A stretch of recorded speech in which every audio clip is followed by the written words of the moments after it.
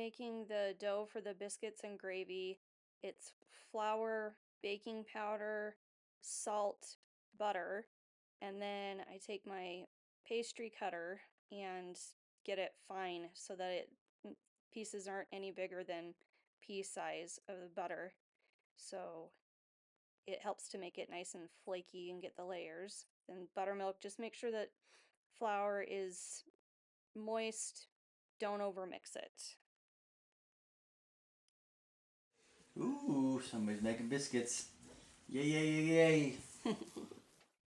I'm just kneading the dough a little bit, flattening it out, and then I'm gonna cut the biscuits out. They get lined on a cookie sheet with parchment paper and then put into the refrigerator for 10 minutes before they start cooking.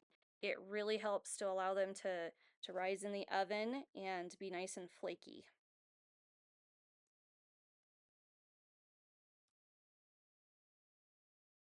Here I am browning up the sausage. Now I've got 2 pounds of sausage in this frying pan, and the goal is just to get it a little bit brown. Um, at least for me, because half of my family likes the sausage with the gravy, and half of my family only likes just the sausage. So I start to get it browned here in the frying pan, and then later I will transfer a bunch of it into a saucepan. The sausage that's left in the frying pan will be for the kids that don't like having gravy with their sausage. And then in the saucepan is where I've got the sausage that's going to be made into gravy.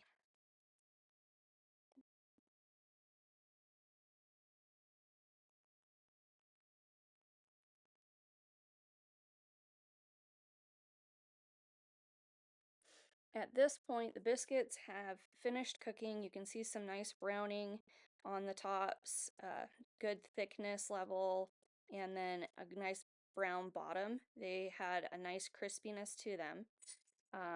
They're just kind of resting. They'll stay nice and warm on the cookie sheet while the gravy is being finished, which doesn't take much longer at this point. At this point, it's just adding flour. I didn't drain any of the grease from the sausage because when I add the flour with the grease makes a roux, which will help thicken our gravy. And then just add the milk and work all of the flour bits out.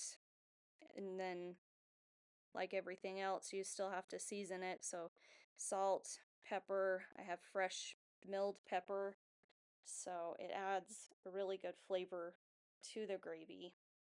And then just keep stirring until it's nice and thick. As you can see on the ladle at some point, even though this has been fast forwarded, it's nice and thick because it just slowly drips off of the spoon. Ta-da, that's biscuits and gravy.